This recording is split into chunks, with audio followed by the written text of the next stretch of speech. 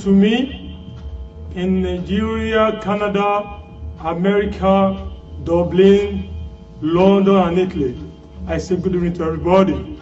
We are on our programs, an hour with God. Wákàtí kan pẹ̀lú Ọlọ́run. But before we go into the program, wherever you may be, I want you to bow down your head as we pray.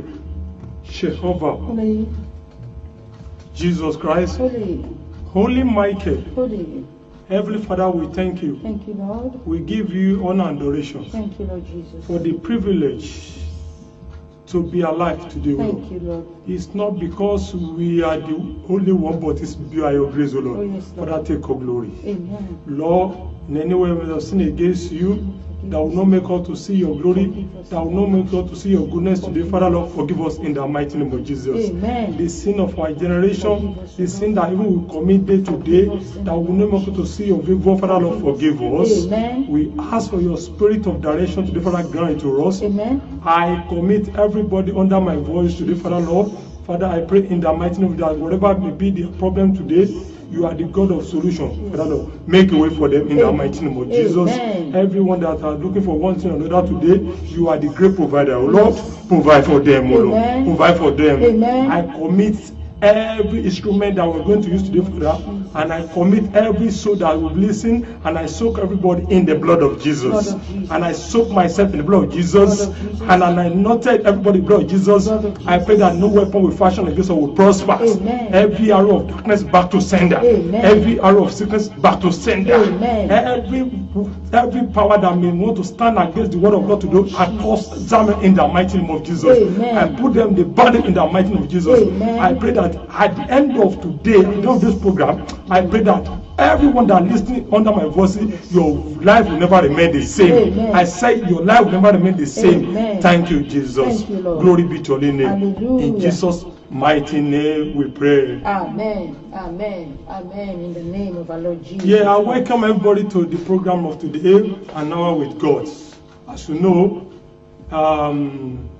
my name has not been changed. My name is Wonder Dayo Kissing. So you know me very well. So we thank God for His grace and mercy, for what God has done in our life and the life of people. Because if we look at the week that have just passed, a lot of things have happened. But God has protected us. So He make us to see everything, save us. So from the matter of the life and everything. So in fact, it is a grace. Yes. So now, wherever you may be, I want you to sit down and listen to me as we are going to go into worship before we speak the word of God. Because we all know the major purpose of this program. Yes. The major purpose of this program is for us to come together to pray. Yes. And God has assured me that whatever may be the problem of everyone that listens to my voice, that the Almighty, who are the God of solution, will make a way for you. Amen. So that is my assurance.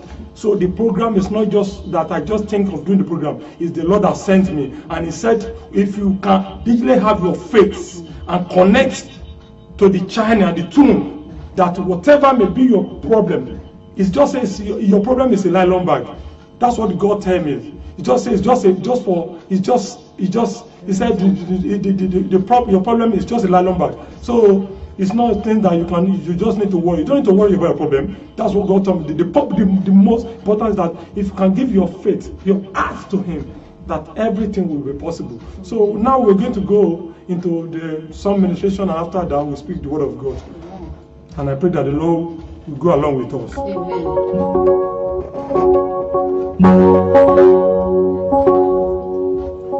Ènìyàn ti pọ̀ tó, ẹ rántí mi sí dáadáa. Ènìyàn ti pọ̀ tó nílé ayé, ẹ rántí mi sí dáadáa. Ọlọ́run, ènìyàn ti pọ̀ tó, ẹ rántí mi sí dáadáa. Ènìyàn ti pọ̀ tó, ẹ rántí mi sí dáadáa. Ènìyàn ti pọ̀ tó, ẹ rántí mi sí dáadáa. Ènìyàn ti pọ̀ tó, ẹ rántí mi sí dáadáa. Ènìyàn ti pọ̀ tó, ènìyàn ti pọ̀ tó, ẹ rántí mi sí dáadáa. Ènìyàn ti pọ̀ tó, ẹ rántí mi sí dáadáa. Lord, I thank you, Lord. I thank you, Lord. Ènìyàn ti pọ̀ tó, ẹ rántí mi sí dáadáa. Ènìyàn ti pọ̀ tó, ènìyàn ti pọ̀ tó, ẹ rántí mi sí dáadáa. Ènìyàn ti pọ̀ tó, ẹ rántí mi sí dáadáa. Ènìyàn ti pọ̀ tó, ènìyàn ti pọ̀ tó, ẹ rántí mi sí dáadáa. Ènìyàn ti pọ̀ tó, ẹ rántí mi sí dáadáa.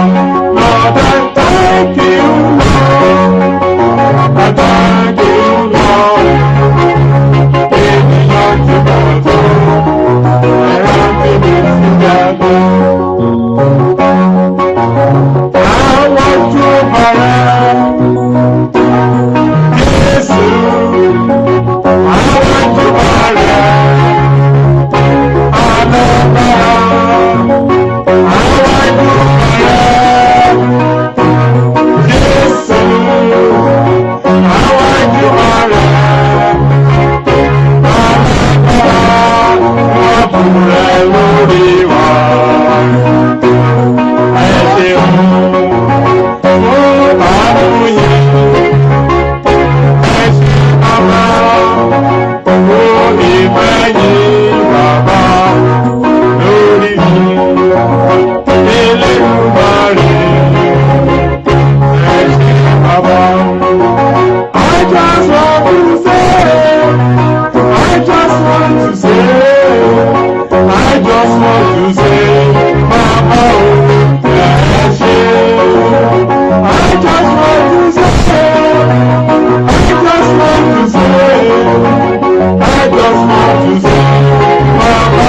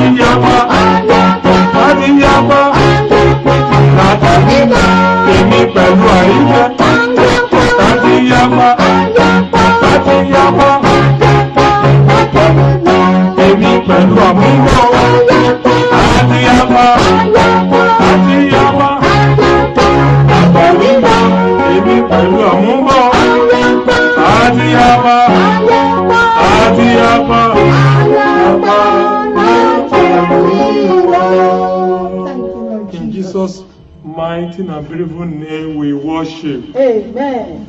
I greet everybody that listen to me, and I say and I pray that today's worship will not be last in our life in the mighty name of Jesus. Amen. Without wasting most of our time, we are going to the Word of God. And what we are going to be encouraging ourselves about today is don't be prodigal. Somebody say, don't be prodigal. Don't be prodigal. Don't be prodigal. That's what we're going to advise ourselves on. That's the word of God that we're going to speak to us today. Don't be prodigal. You see, if we look at the text that we're going to consider is the Deuteronomy 26 verse 1, starting from verse 1. Deuteronomy 26 from verse 1. And it shall be, when thou art come into the land which the Lord, that is to say, the Lord has taken you from the mouth of the lion and bring you to the fulfillment land and the promised land. Yes, continue, ma. Give thee for an inheritance. God has given you, He brought you to this country, to wherever you may be. Either you are in Italy, you are in Canada. God has taken you from a place to from a grass to a grace. He's taken you from nothing to something. So God has taken you from where you are to a place of purpose. Yes, continue, ma. And possess it and dwell it. Yes, God has brought you. You that just find yourself in abroad, God has brought you to a place of purpose for you to gain the land, yeah, for you to establish yourself, because God has brought you to establish you here. It's not by your understanding, yeah. Because many people are still struggling to have a visa, they cannot even get it. But because it's the grace of God that you got it, because God wants to use you. He wants to use you. He wants to establish you. That's the reason why God has brought you. Continue, ma. That thou shalt take off the first of all fruits of the earth. Yes, that is to say, everything that God has done to you, yeah, that you have to use it to appreciate Him. When the Bible mentions fruit or anything, no, whatever God has done to you, whatever gift that God has given to you, that you have to give it in return. What have we done to God? That's the question. Yes, continue, ma'am. Which thou shalt bring of the land that yes. the Lord that God giveth you. Yes, because God has brought you to this country, has brought you to wherever you may be, in Italy, in Canada, in Germany, in wherever, even in Nigeria, anywhere you may be, there is a place you have been in a certain position before, that God has taken from that position, He has taken to a place of purpose. Yes, continue about. And He shall put it in a basket. Yes. And shall go unto the place which the Lord Yes. thy God shall choose to Yes. place His name there. Yes. And thou shalt go unto the priest Uh-huh. that shall be in those days, Yes. and say unto him, Uh-huh. I profess this day unto the Lord, Yeah, unto the Lord, thy the Lord. God, Yes. that I am come unto the country which the Lord swore Yeah, that unto is our fathers to give God us. there's a covenant. God has made a covenant with you. There's no one on this earth that God has not made a covenant. That's what I want to understand today. God has a covenant in your life. You know, the best place you can be in this life is the best place that God wants you to be. If you are in a position today, it has been written by God. The best place, the best destination you can find yourself in this life, the best position, the best cloth you can wear in this life is the cloth that God has ordained you, that God has said you're going to wear. The best position you can be. If it is not written that you're going to be a president of any nation, you cannot be a president. But before you will get it, you have to work. What you need to do is to pray. If you cannot pray, if you are a lazy person, if you are someone that cannot be that is lazy in prayer, and you cannot fast, you cannot get it. So God created you for a purpose. God has not created you for destruction. God brought you for nothing to something. So what have you given back to God? That's the question I'm going to ask you tonight. What have you given back to God? God brought you to this country for you to establish, for you to do something. You believe that what God has done for you is just for you alone and your children. You are making a mistake. That's the reason why God has spared your life. The reason why you've not died today. The reason why you are still existing is because of something. If you refuse to do what God has asked you to do, you will discover that you will just be in this world for nothing. So what is going to be your gain for you to be in this world and lose your eternal kingdom? Èrè wo ló máa jẹ́ fún yàn láti jẹ́ gbogbo èrè ayé yìí tó wá sọ ẹ̀mí rẹ̀ nù? Èrè wo ló máa jẹ́? I've heard it. There are quite a lot of people who, when they go back, they cannot enter the gate. It's because of their attitude and something they've done when they are on this earth. You have to check yourself today. Check yourself properly. Ronú ara rẹ̀. Tó Bíbélì sọ pé ní ìjọba ọ̀run kìí ṣẹ̀kù sí dẹ̀dẹ̀, aráyé ayé padà, òṣèdá ayé bọ̀ tí ó béèrè lọ́wọ́ rẹ̀, báwo ló ṣe lò ó, báwo ló ṣe ṣe sí, báwo ló ṣe ṣòro ìgbésí ayé rẹ̀. How did you spend your life? Ọlọ́run mọ̀ kó nínú ìgbèkùn, ó mọ̀ wá sí ìlú tó níwàyà àti oyin. What have you given back to God? That's the question. My brother, I don't want, this is the time that we need to understand the concept of God in our life. This is the time we need to understand what God expects us to do. Let us stop and be looking at people's fault. And when you meet, as you say, you know, you don't need to look at that. There is something, the reason why God has called you. You just need to discover yourself and do what God expects you to do. Stop looking at people's fault. God has brought you to this land. He has brought you from nothing to something. What have you given back to God? That's the question. What have you given back to God? God has taken for the mouth of the lion. Ọlọ́run tó mi kú ò lọ́wọ́ ìparun fáyọ̀ tó mi bọ́ sínú ìlú ayọ̀. It brought you to a promised land. What have you given back to him? That's the question. What you are doing is just to intimidate people. You are looking, it's to backbiting and looking for the downfalls of people. Is that what God has called you for? Is that what God has called you for? So you even have a 10 pound and your neighbor just want ordinary 1 pound. You cannot do the help. Is that what God has called you for? We have to change our mindset. Because if you believe that the position you are comfortable, then continue. But if you know that you are going to the top, definitely you have to make a changes. You have to make a changes. It's like when you have a 1,000 naira, Yeah, and you want to stick to that 1,000 naira. The amount 1,000 naira you have is going to last you. It will not increase because you don't want to spend it. But it is the moment you spend, the moment you bless, the moment you take out of it, you get more in full, in multiple. Let us change our mindset. Don't be prodigal. God has brought you to this country. What you are doing is contrary to the will of God. And there are certain things you need to be doing. God, there are certain people who are in need, widows, the orphan and people that God really, the reason that God really wants you to be supporting them, but you are not doing it. You are just wasting the money. You are wasting money. God has given you the grace. You are wasting money, but you are not doing what God has meant you to do. It's not about your children alone. It's not about yourself. But it's about the work of God. What have you done to God? I tell you, from God, of my love. God has paid for nothing. He has not charged you for anything. If you want to go to see the doctor today, the doctor will charge you before they will carry an operation. But God will do a single operation for you without nothing, without collecting anything. What have you given back to God? We should change our mindset. And I pray that the Spirit that will make us to understand the concept of the Word of God, the Lord will grant it to us. Amen. I said the Lord will grant it to us. Amen. If you don't understand what we are talking about, we are talking about the prodigal. A prodigal simply means using your resources recklessly without no meaning. What God has given you, God has brought you to this country, God has blessed you. Then instead of you to support people, to help people, or to do something that you are using the money for nothing, you are using to do what is not even making meaning.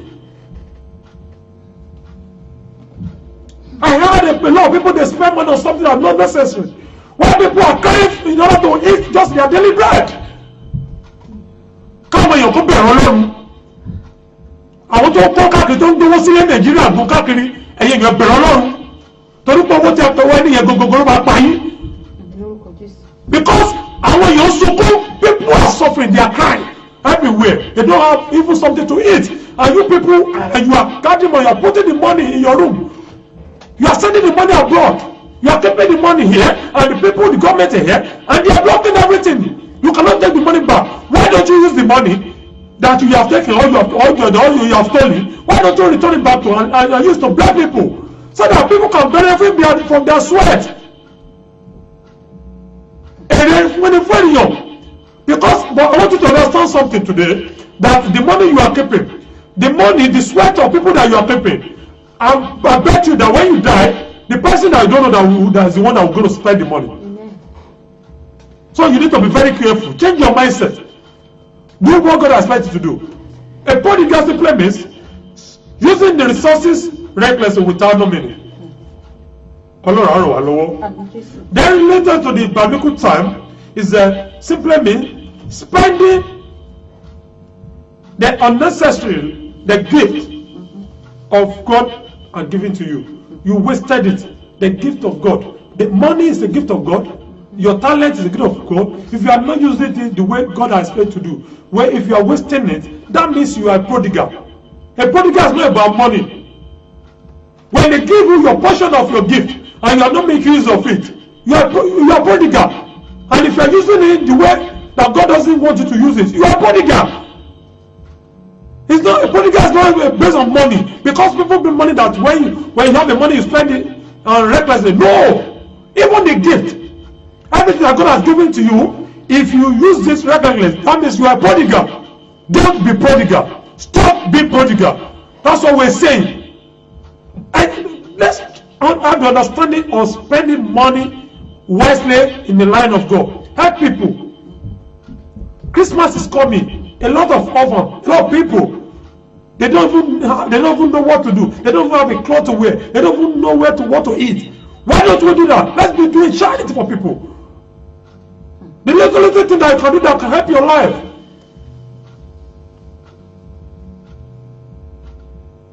May God help us. Amen. Say, may God help us. Amen. May God help us. Amen. May God help us. Amen. Let us look at the book of Luke 15. The book of Luke 15, starting from 11. I just maybe only one verse there. So let us change our mindset and do what God has said to us, particularly during Christmas period, and this time is coming. Please let us endeavor to support the orphan, the widows, the church of God, and every ones that need a little help. Luke 15 verse 11. Yes. A certain man had 2 sons. A certain man has 2 sons. And he said, and the younger of them said to his father, yes, Father, give me the portion of goods that falleth to me. Give me the portion. As you even every day and night, you ask God that God, I want you to bless me, and God has blessed you. What have you given back to Him? After God has blessed you, you got the money, you got everything. What are you using money to do? You are using the money unnecessarily, recklessly. It's just like a man who have 2 sons, and each of them said, Daddy, give me my own portion of gift. Give me my own portion of my legacy. And Daddy does that. And we discover that it depends on wisely how you can spend it. It's just similar to God. When God gives you, when you are praying to God, that God, I want you to bless me. And when God bless you, and the gift that God has given to you, you are not using it wisely. So what have you been doing? That means you are a prodigal son. You are a prodigal. Let us stop being prodigal. God doesn't even like people who are prodigal. God loves people who are willing to give, who are willing to give, who are willing to submit themselves, who are willing to support the work of God, who are willing to give their offer and the windows.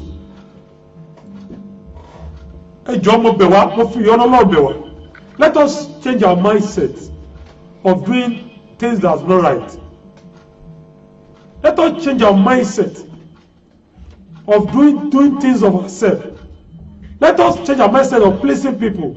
Let us take God first in our life.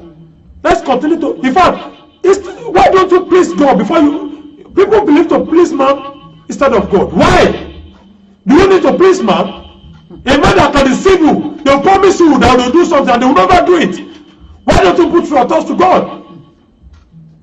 Kí ló dé tó ṣe bẹ̀rẹ̀ Ọlọ́run tó lè pa tó lè jí? Èèyàn tó jẹ́ pé ọmọ promise àwọn ọmọdé wá ṣe kàn wọ́n ní ṣe fún ẹ. Why don't you put your trust on God? Ọlọ́run nìkan ló máa fún ni. I'm telling you, mo ti test ẹ̀ gan. Ó dá òbí náà ni. But you have to know the key. That's the reason why we are here every time on Thursday is to give you the key. And once you have the key, yeah, you open at all the time. My brother, I will not deceive you. Yeah, my God is a God of fire. Whatever you call him, for to back pèsè o máa dábí iná ni. Tó ń ṣọlọ́run tó máa sọ fún ọ̀pọ̀ máa ṣẹlẹ̀ tó ní ṣe. Àwọn ti tẹ̀sí àdẹ̀mọ̀. Ṣó ti yẹn sí? Ọ̀nà tọ́lọ́run gbá ṣòro láti ṣe iṣẹ́ rẹ̀. Ọ̀nà rẹ̀ ẹnìkan kò mọ̀ àwa àmọ̀rìndín ní. Àláìgbàgbọ́ wọn yóò ṣìnà wọn kọ́ṣẹ́ Olúwa. Ṣùgbọ́n àwa tó gbólúwa gbọ́, a kì í yọ òfò láyé. If you trust in God, you will never lose. It's an assurance.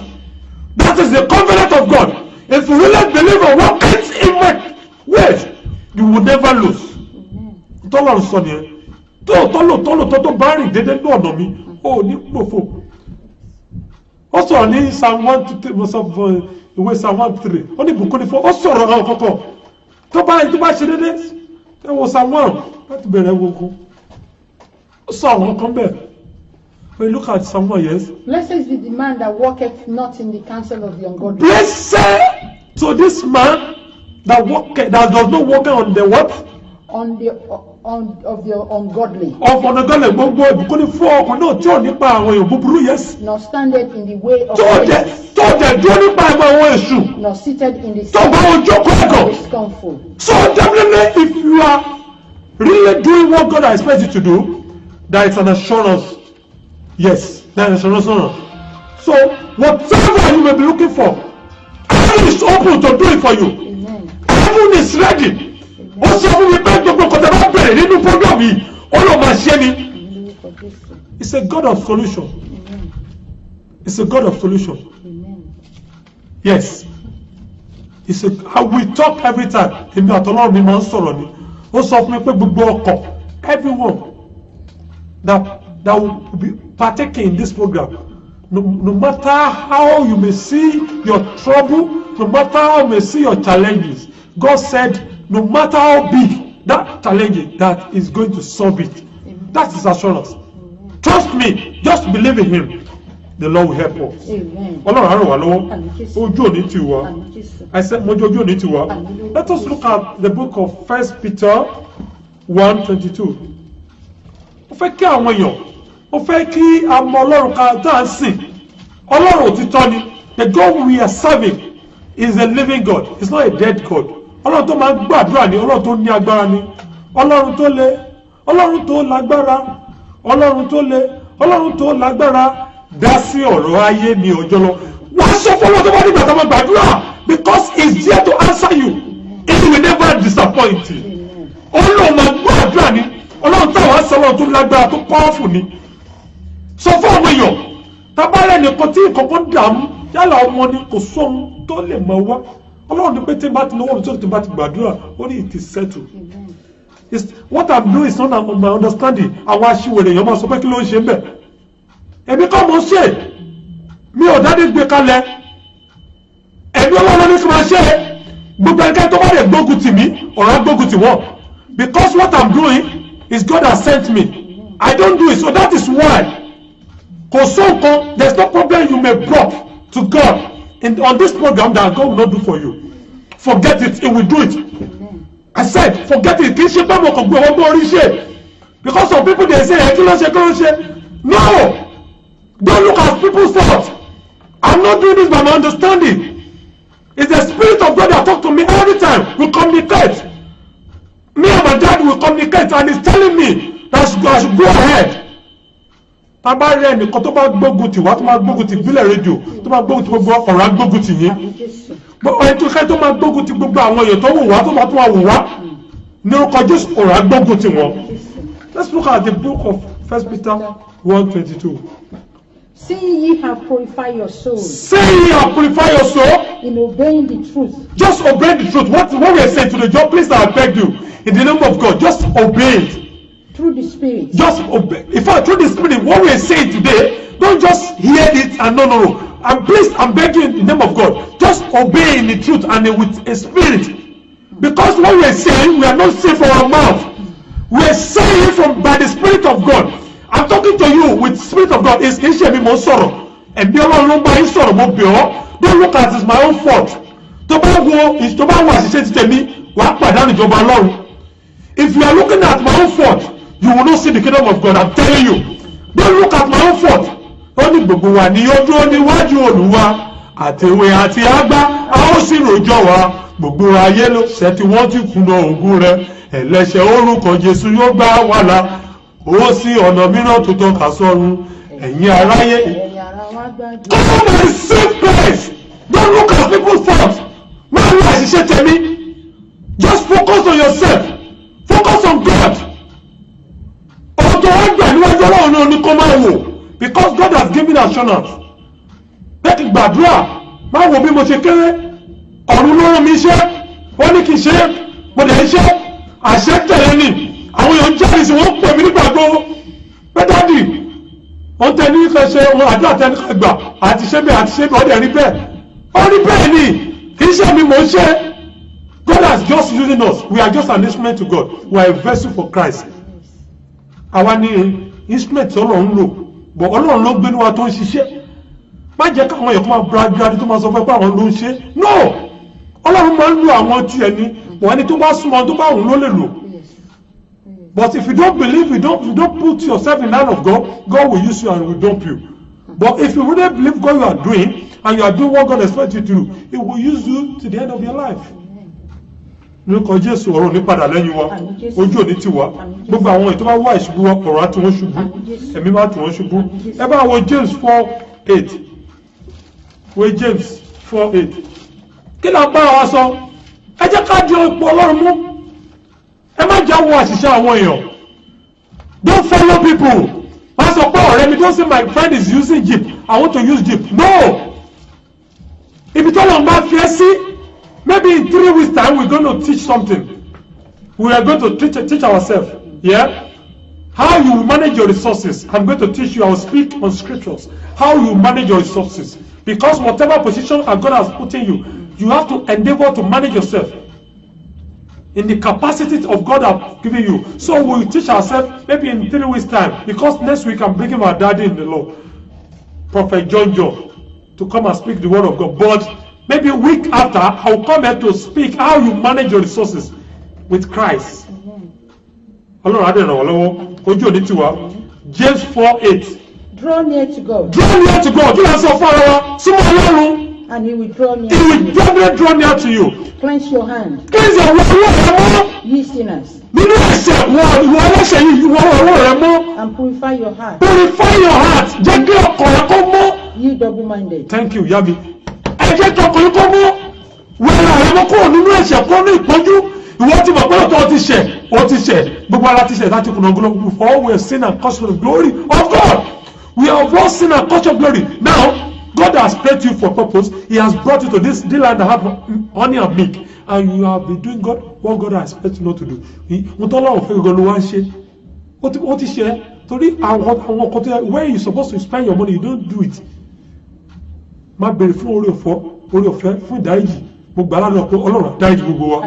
Èmi máa dáríjì wa. A ti ṣe níwájú Ọlọ́run. Súnmọ́ Ọlọ́run kó lè súnmọ́. Súnmọ́ Ọlọ́run fi ẹ̀ṣẹ̀ sílẹ̀. Anything that you know that can disturb your kingdom. Mo bẹ̀ ọ́, mo fi Ọlọ́run bẹ̀, ẹ jẹ́ á fi sílẹ̀, ọ̀rọ̀ àrùn wà lọ́wọ́, ojú òní tiwa. Ẹ bá mi wo Jeremiah 29 verse 4. Ẹ jẹ́ ká kọ ẹ̀sìn sílẹ̀, ká súnmọ́ Ọlọ́run, ká tẹ ohun ìfẹ́ Ọlọ́run.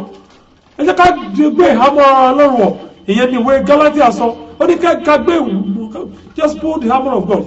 Yá mi ẹ jẹ́ á wo Jeremiah 29:14. Jeremiah 29:14. Yeah. Kí ló sọ? And I will be fond of you. I'll be fond of you. Said the Lord. Said the Lord. And I will turn away your captivity. That is to say, if you are doing what God expects you to do, what we have told you today, àti sọ fún yín lónìí pé ọ̀n sọ fún pé kẹ́ máa ṣàánú, pé kẹ́ máa nàkúnà, don't be prodigal. Tẹ́ bá ti tẹ̀lé ìmọ̀ Ọlọ́run, tẹ́ gba Ọlọ́run sínú ayé yín. Tó ti ń ṣèfẹ́ Ọlọ́run, àwọn nǹkan tó lọ sọ fún yín ẹ bá ká mọ̀. And I will gather you from all nations. I will gather from all nations. And from all places. Yes. Whither I have driven you. Yes. Said the Lord. And I will bring you again into the place whence I caused you to be carried away. Thank you. Torí pé Ọlọ́run tó bá ti ṣe gbogbo ìfẹ́ ni ọ̀nà mi lọ síbi ibi gíga ibi ààyè. That is the promise of God. If you are doing what God expects to do, Ọlọ́run mú ìwá síbi gíga ibi ààyè. Wọ́n á gbà lọ́wọ́ kìnìún àti paramọ́lẹ̀ àti ejò. Ọlọ́run gbà lọ́wọ́ ẹ̀. Kò sí ọsọ́kọ̀ àbí àjẹkọ̀ tó lágbára. Ọlọ́run kan ló lágbára. Jésù ló lágbára àtògo lórí ayé tèmi o. Jésù ló lágbára ọba mímọ́. Kò sí ẹnìkan tó lè dẹnu bà mí. Ọlọ́run nìkan ló lágbára. Gbogbo agbára bẹ lọ́wọ́ rẹ̀. Ìwọ ṣáà di òpó Ọlọ́run mú. Òpó tó dìbò lórúkọ Jésù kò ṣẹ́ mọ́ ẹ lọ́wọ́. Ìwà àti iṣẹ́ kò ní jẹ́ kó bàjẹ́ fún ọ. Ẹ jẹ́ á wo ìwé Jòhánù 16, John 16:16. Di òpó Ọlọ́run mú. Di òpó Ọlọ́run mú. Súnmọ́ Ọlọ́run kó ba lè súnmọ́ ọ. The moment you drop near close to God, God will surely draw near to you. In the book of John 16. Yeah. A little while. And ye shall not see me. You will not see me. Ọlọ́run sì súnmọ́ yín sí àṣìṣọ́ fún yín. As he take gbogbo, we are shouting every time that you draw near to God. A little while you will not see him again. There will not be chance for you.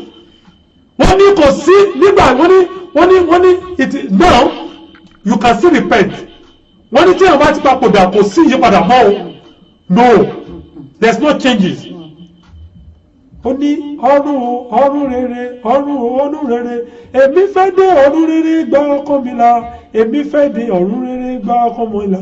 Eternal life. I want to see eternal life. Deliver me. I want to see eternal life. Deliver me. Wọ́n sọ fọ́kànlá ọkọ̀ gbà ọ́ tó pọ̀ fẹ́ dí ọ̀run rere. Nísìnyí àyíbọ̀ ọ sọ̀rọ̀.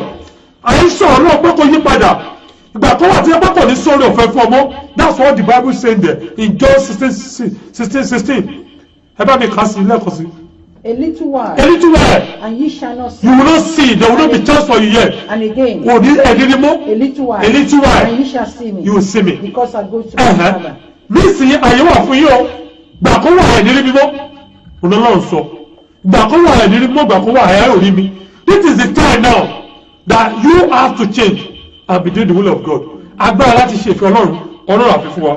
ojú òní tiwa ojú òní tiwa because of our time we shall be looking at Mark 4:9 ìwé Mark 4:9 ẹ yí padà sí Ọlọ́run ẹ yí padà sí yín tá bá wo ìwé Matthew gan-an sọ but I fẹ́ lọ bẹ̀ there are a lot of Bible for ìwé Matthew náà sọ pa wọ́n ní ìjọba àrùkù sílẹ̀ ẹ yí padà what are we talking about ẹ yí padà sí Ọlọ́run kejì fọlọ́run Mark 4:9. And he said unto them, he said unto them, he that hath ears ẹni tó ní etí to hear, kó gbọ́, let him hear. ẹni tó ní etí láti gbọ́ ohun tí a sọ fún wa ohun tí ẹ̀mí sọ ohun tí Ọlọ́run sọ kó gbọ́. èyí tí a sọ lónìí tí ò bá tẹ̀lé òdòwò ẹ̀. we don't have the power to force you but it's for us to just to advise you and tell you what the Bible what the scripture have told you what the Lord expects you to do but we can't force you. You have the right to do whatever you like. But what we're telling you, we don't want you to go to destruction. We don't want you to go to destruction. We just want you to be safe. That is why we're telling you to advise you. Yí padà sí Ọlọ́run. Èmi gbẹ̀gbẹ̀ mo gbà ní ojú pé kò yí padà. Ọ̀rọ̀ àrùn lọ́wọ́. Ojú òní ti wá. Revelation 2:29 kí ló sọ. Yí padà sí Ọlọ́run di ìfẹ́ Ọlọ́run mú kó ṣe ìfẹ́ Ọlọ́run. Yí padà sí Ọlọ́run. Nígbà tó bá dàkọ̀ tó bá ní ká gbàdúrà máa gbàdúrà. Yes, ká tó ṣe àwọn gbàdúrà gbogbo àwọn ẹnìkan tó bá ní ìbànújẹ́ kan lónìí Ọlọ́run á sọ dayọ̀ gbogbo ìbànújẹ́ everything that you think there is a problem today the Lord will solve it for you. Revelation 22. Revelation 2:29. 2:29. Yeah, 2:29.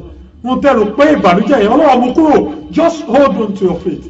Di Ọlọ́run mú ṣe ìfẹ́ Ọlọ́run ṣe ìfẹ́ Ọlọ́run di òpó Ọlọ́run mú di òpó Ọlọ́run mú ṣe ìfẹ́ rẹ̀ rìn déédéé pẹ̀lú Ọlọ́run walk along with God and He will surely make a way for you. Yes? Revelation 2:29. Yes. He that have an ear, ẹni tó bá ní etí o. let him hear what the Spirit said kó gbọ́ ohun tí ẹ̀mí sọ. unto the churches. into the people. wọ́n wà ní kí ni church? Church àwọn èèyàn náà ni àwa náà ni àwọn ni church. Oh, yes. So we are the church. Ọlọ́run kan tí ẹ̀mí sọ fún wa pé ẹni tó bá ní etí kó gbọ́. Etí gbọ́ àti àyàgbẹ̀rẹ̀ sí Ọlọ́run àfi jogún fún wa. Ìwé Revelation yẹn náà 22:12 the Revelation. Ẹni tó bá ní etí kó gbọ́ òní bíbẹ̀ ìṣọ̀kan ní ẹni tó bá gbé ó sọ ó dé mi bọ̀ kọ́kọ́ rẹ̀ pé o sì gbọ́. Behold, I come quickly. I come quickly. And my reward is with me. My reward is with me. To give every man. To give you. You see some people they made a mistake. They said maybe it's only man. No, we are all man. Gbogbo ènìyàn men. Listen, I want you to understand something. Ẹ̀yin obìnrin, gbàgbé tó bá tí báyìí máa kọ́ tó bá ní men. It's referred to the all women. Gbogbo èèyàn. Only bíbẹ̀ sọ fún ní èmi bọ̀ wọ́n yà continue mọ́. And behold, I come quickly. I come quickly. And my reward is with me. To give every man. To give every man. According to his work. According to whatever you are doing, according to your own work. Ohun tí Bíbélì ohun tí ó bá bá lọ́wọ́ rẹ. Ibi tí tíṣẹ́ bá pin lónìí. Ibi tó bá ti bá ibẹ̀ náà ni. So ẹ wò ẹ jẹ́ ká yẹ ara wa wò. Ẹ jẹ́ ká yẹ iṣẹ́ ara wa wò. Àwọn kan là ń ṣe tí Ọlọ́run ò fẹ́. I want you to change your mindset today. What are those things that you are doing? What are those things? For everything that we have speculated, we have listed. Lóòótọ́ Ọlọ́run bùkún fún mi. I pray to God that God, I want to come to this country. I want to do this. I want to be a great person. God have made you a great person. What have you given back in return? You've not been giving people. You have not been doing harms. Oh, people are suffering. You've not given a harm. You are not with. If I want more to Baba, the orphan, you have not done anything to them. Change your mindset. We are coming back for prayer. We won't just want to go for a short break. Because we are coming back for a full prayer. Ṣùgbọ́n fún àǹfààní àwọn èèyàn tó bá fẹ́ pè fún àdúrà because we don't have time fún àǹfààní èèyàn tó bá fẹ́ pè fún àdúrà this is the number you can call for prayer now. Yes, ẹ̀mí Ọlọ́run ṣiṣẹ́ lọ́wọ́ báyìí. Ẹni tó bá fẹ́ pè fún àdúrà kó pè. And if you want to call for prayer for any problem, call on this prayer now. 074-59-35-3799. 074-59-35-3799. If you are calling from abroad, call on this number, please. It is time for prayer. The Lord has said we should pray for people.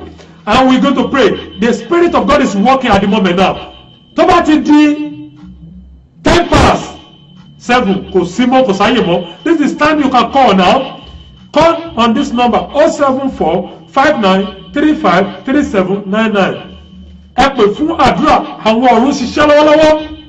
Àyìn tó bá wà ní Nàìjíríà tẹ́ bá fẹ́ pè, ẹ lè pè lórí WhatsApp kẹfì +44 sí +44 745 93 799.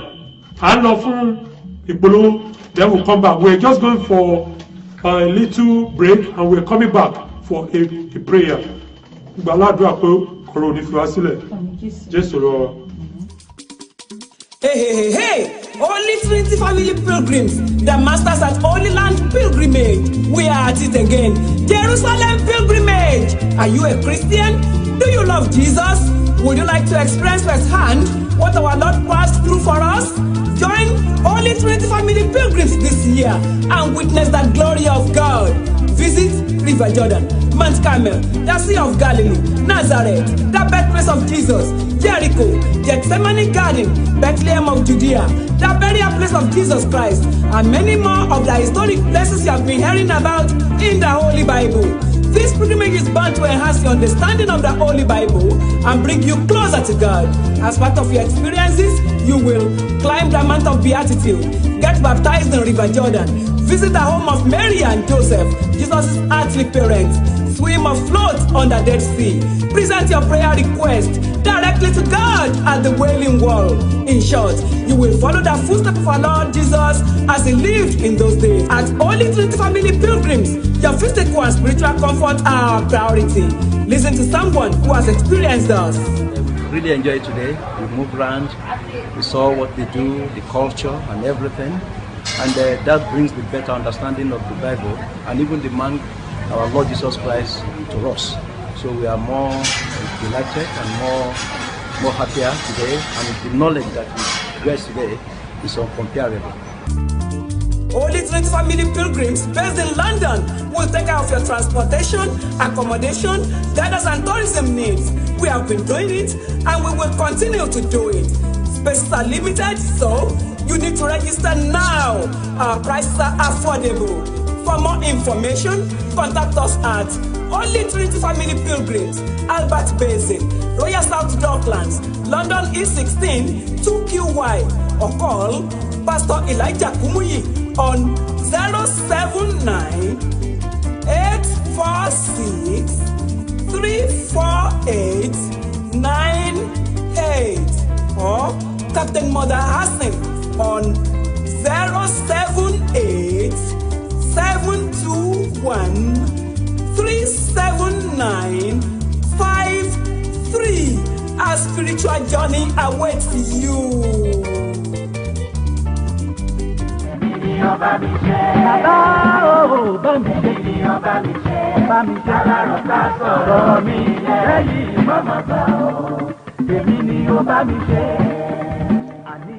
Ẹdí ẹni ẹ̀mí rẹ̀ Mọ́lọ́mọ́ndé the music apostle gbogbo ṣẹlẹ̀ Àwíṣẹ́ Ọ̀ṣọ́fà òṣèlú sí London báyìí fún ayẹyẹ celebration yahoo tá a fẹ́ ṣe gbogbo àwọn olórin àgbáyé wọn ṣẹlẹ̀ ní kéròkù ní on the 7 tẹ wá pàdé wa London bí ní aago 8 alẹ́ títí di aago 3 láti máa ṣe òyìn lápẹ́ tọkùnrin àtọbìnrin àtọmọdé àtàkùn ẹ̀ tó nífẹ̀ẹ́ sí orin ẹ̀mí àtọrin ayọ̀ ẹ̀lẹ́ máa dé o àdírẹ́sì peter ti máa ṣe náà wọ̀nyí ọ̀dà oríkèé náà wọ̀nyí àdírẹ́sì peter ti máa ṣe náà ẹ gbádùn ohunkóhun oríṣiríṣi lápá láti Nàìjíríà ẹ sọ bó ṣe máa mẹ́kí dáadáa kò ṣe ẹ máa retí yín o ẹ ṣe. Ẹ káàbọ̀.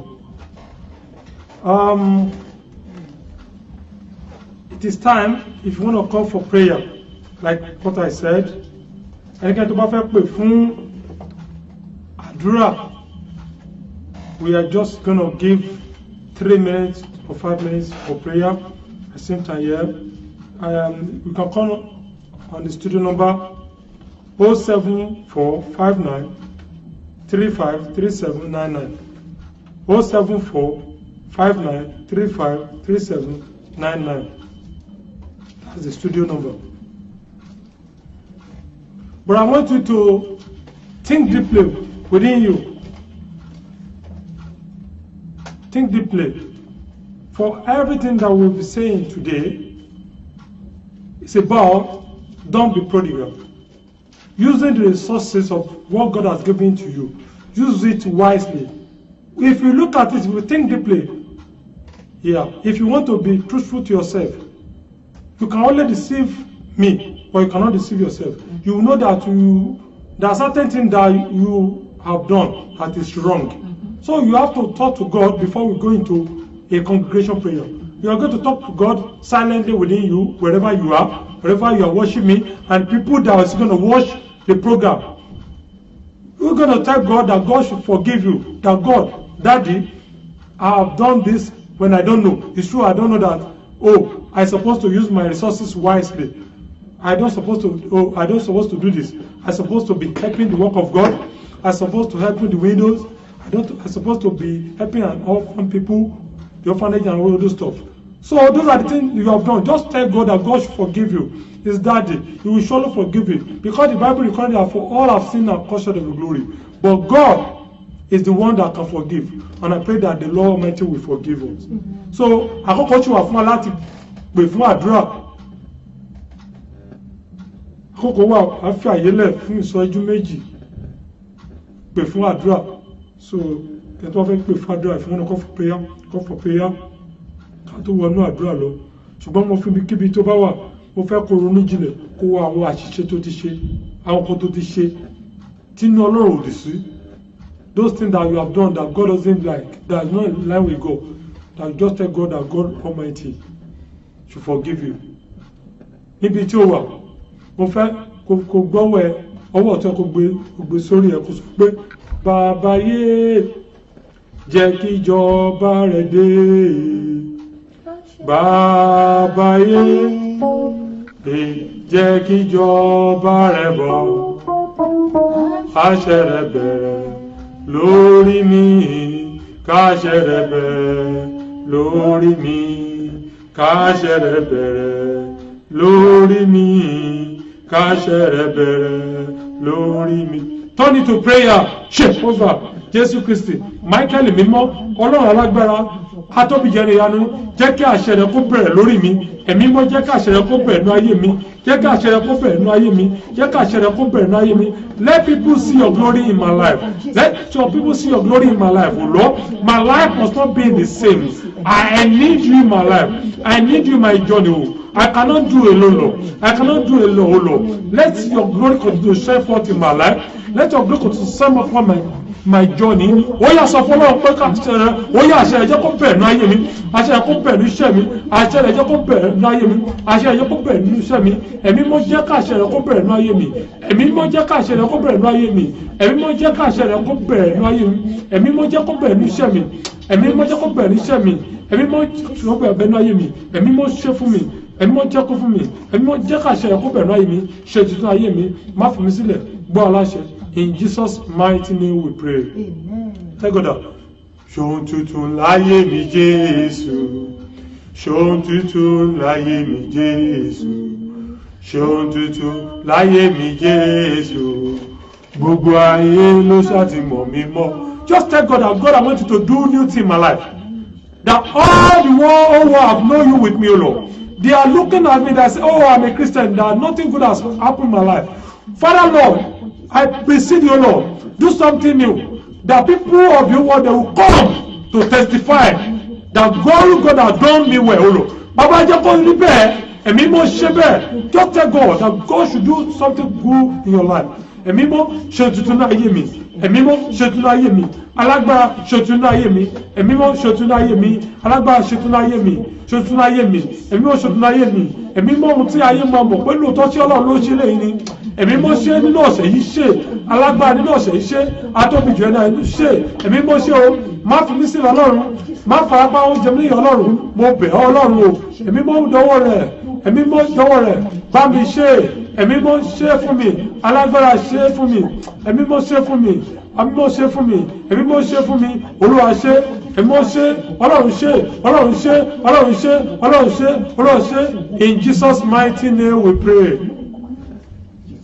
Olúwa ìwọ làṣà èmi máa wojú rẹ̀, ṣílẹ̀kùn àánú sílẹ̀ bàbá, má jẹ́ kémi lọ́lọ́fọ́. Just talk God and God have partaken in this program, oh Lord. I've spent my time, Father Lord. Don't let me go with empty hand. Heavenly Lord, don't let me go with empty hand. I've come with my problem. Father Lord, don't let me go with empty hand. Every of my problems, every of my challenges, Father Lord, make a way for it. Father Lord, make a way for it. Lord, so turn it to prayer. Ẹ̀mí mọ́ gbogbo àṣìṣe gbogbo wàhálà dààmú náà yé mi. Olúwa tó ti bá mi padà wá tó bá mi wá sí program má jẹ́ bá mi padà lọ́lé. Ẹ̀mí mọ́ má jẹ́ bá mi padà lọ́lé. Olúwa mú kúrò. Ẹ̀mí mọ́ mú kúrò. Alágbára mú kúrò. Ṣeun tuntun, ṣeun tuntun, ṣeun tuntun, ṣeun tuntun. Ẹ̀mí mọ́ ṣeun tuntun. Olúwa ṣeun tuntun. Alágbára ṣeun tuntun. Olúwa ṣeun tuntun. Ẹ̀mí mọ́ ṣeun tuntun. Ṣeun tuntun. Oṣù Ọlọ́run. Ògo fún yín. In Jesus' mighty name I pray. Amen. Bàbá mi ní Olúwa, Prophet Charles Nwosu, mo gbàdúrà bàbá, iṣẹ́ ìránṣẹ́ ní orúkọ Jésù kò ní bàjẹ́. Ìjọ Ọlọ́run tọ́lọ́run tó gbìn sí ìlú Woolwich tó mú pé ká máa darí rẹ̀ ní orúkọ Jésù, ìjọ náà ní dàrú o. Ẹ̀mí mọ́ tọ́lọ́run ti fún ní orúkọ Jésù, ayé ò ní gbà lọ́wọ́ yín. Ògo Ọlọ́run náà á túbọ̀ máa tọ̀ fún yín. Ní orúkọ Jésù, àáfìjọba Ọlọ́run ṣèrè jẹ. Ọba lolúwa ṣe mí lógo, mo gbàdúrà fún orúkọ Jésù.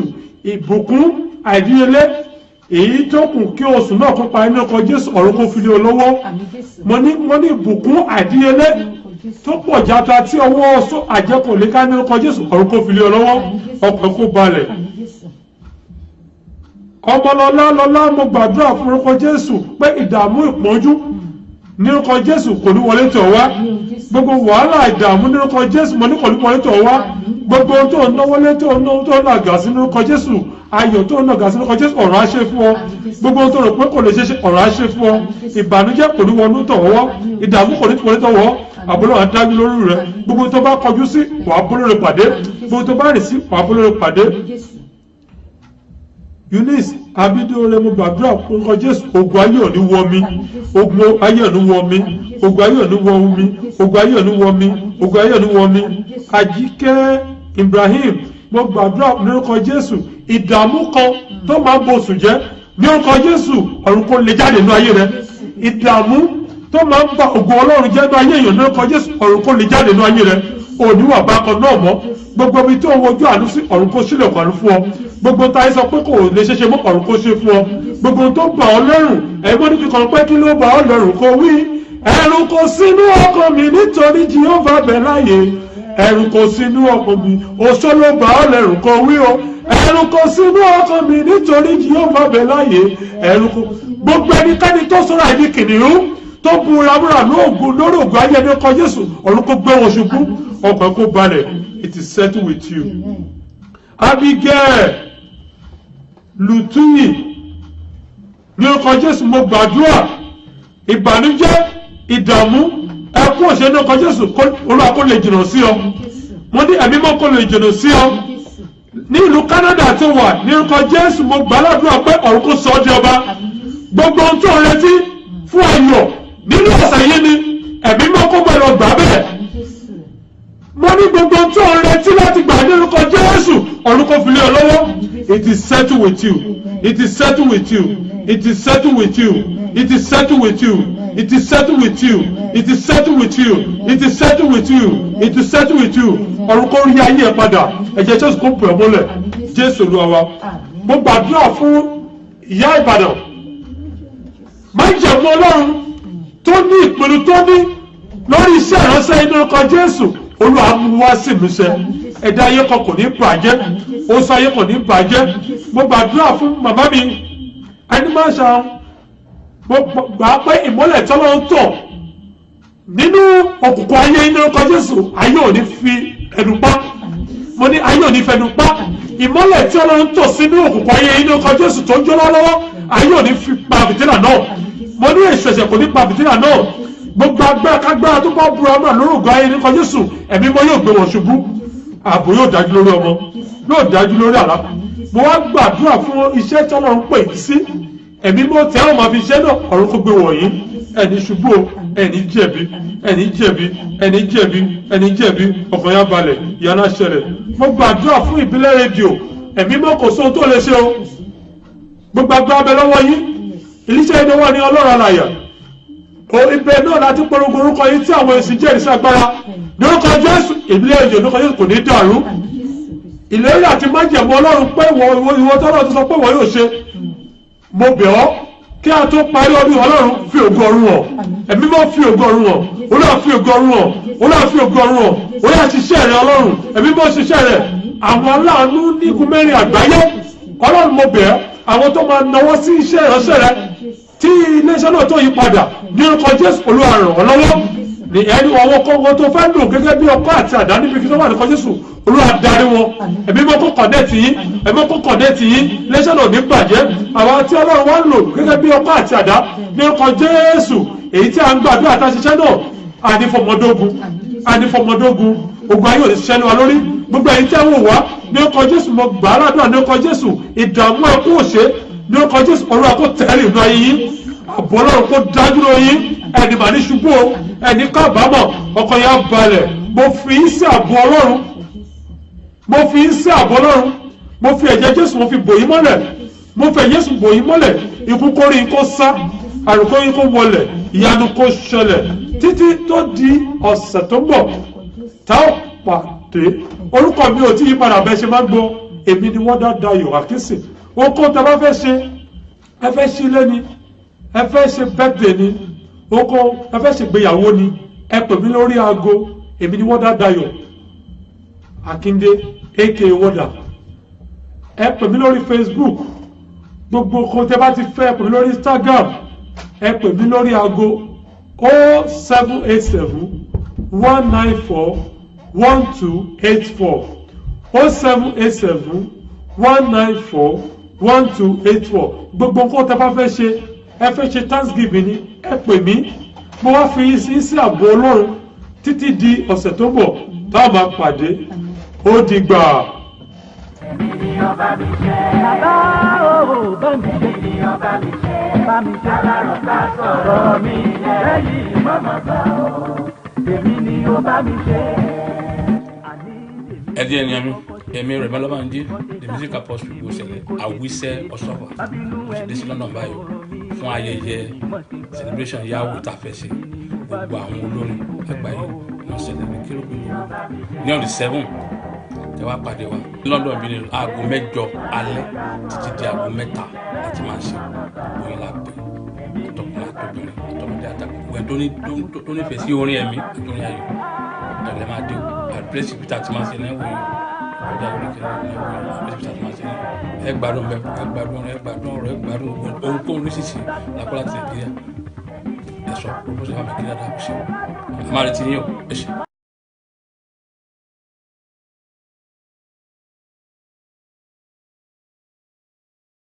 Hey, Holy Trinity Family Pilgrims àgbà nínú ìrìn àjò mímọ́ lọ sí ìlú Jerúsálẹ́mù àtún ti dé o. Ṣé Kìrìsìtẹ́nì ni ẹ̀yin? Ǹjẹ́ ẹ tiẹ̀ nífẹ̀ẹ́ Jésù? Ǹjẹ́ ẹ fẹ́ fi ojú ara yín rí àwọn ohun tí Jésù Olúwa wa ṣe nígbà ayé rẹ̀? Bóyá ó tiẹ̀ ti pẹ́ tẹ́ ẹ ti ń fẹnu ẹnu lọ sí Jerúsálẹ́mù lọ́dọọdún. Àsìkò yín ti tó o. Ẹ tẹ̀lé wa nílé iṣẹ́ wa Holy Trinity Family Pilgrims lọ́dún yìí ká ẹ lè rí ìyanu Ọlọ́run. Ara àwọn ibi tí a ó lọ ni wọ̀nyí o. River Jordan, Mount Carmel, Òkun Galilee, Nazareti, ibi tí a ti gbé bí Jésù, Jericho, ọgbà Gethsemane, Bethlehem ti Judea, ibi tí a gbé sin Jésù sí, pẹ̀lú ọ̀pọ̀lọpọ̀ ibi tí a ti ń gbọ́nu Bíbélì látọjọ́ tó ti pẹ́. Nípasẹ̀ ìrìn àjò yìí, òye nípa Bíbélì yóò yé yín sí i, ẹ ó sì tún súnmọ́ Ọlọ́run ju tàtẹ̀yìnwá lọ. Lára àwọn ohun tí ẹ ó ṣe ni wọ̀nyí o. Ẹ ó gorí òkè Bíàtítìrì, ẹ ó ṣe baptism ní odò Jọ́dánì, ẹ ó dé ilé Màríà àti Jósẹ́fù àwọn òbí Jésù, ẹ lè wẹ̀ tàbí lẹ́fọ̀ọ́ nínú òkun Dead Sea, òkun iyọ̀, ẹ lè fi ìwé ẹ̀bẹ̀ àdúrà yín sílẹ̀ ní Wailing Wall níbi tàdúrà ti ń gbà ní wàrà ṣẹṣà. Àníṣe ẹ ó lo gbogbo ipasẹ̀ tí Jésù Kristi lò nígbà tí ń bẹ láyé nílé iṣẹ́ Holy Trinity Family Pilgrims. Ìtura yín nínú ara àti nínú ẹ̀mí ló jẹ́ wá lógún o. Ẹ gbọ́ ọ̀rọ̀ lẹ́nu ẹni tó ti bá wa rìn tí wọ́n sì gbádùn wa. Really enjoyed today. We moved around, we saw what they do, the culture and everything. And that brings the better understanding of the Bible and even the man, our Lord Jesus Christ, to us.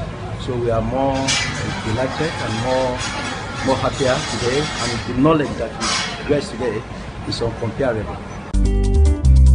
Holy Trinity Family Pilgrims tó ń bẹ nílùú London yóò ṣe ìtọ́jú yín láti ilé tẹ́ ò fi lọ ìrìn àjò tẹ́ ò tún fi wá dé ilé padà kókóókó ó ti pẹ́ tá a ti ń ṣe é a ó tún ṣe lọ́tẹ̀ yìí lágbára ọlọ́run ọba ààyè péréte ló wà nílẹ̀ ṣá o nítorí náà ẹ tètè wá fi orúkọ sílẹ̀ owó wa ò sì ní ga yín lára rárá fún àlàyé kíkún ẹ kàn sí wa nílé iṣẹ́ wa Holy Trinity Family Pilgrims ní Albert Basin Royal South Docklands London E16 2QY tàbí kí ẹ pè sórí aago Pastor Elijah Kumuyi lórí 079 846 348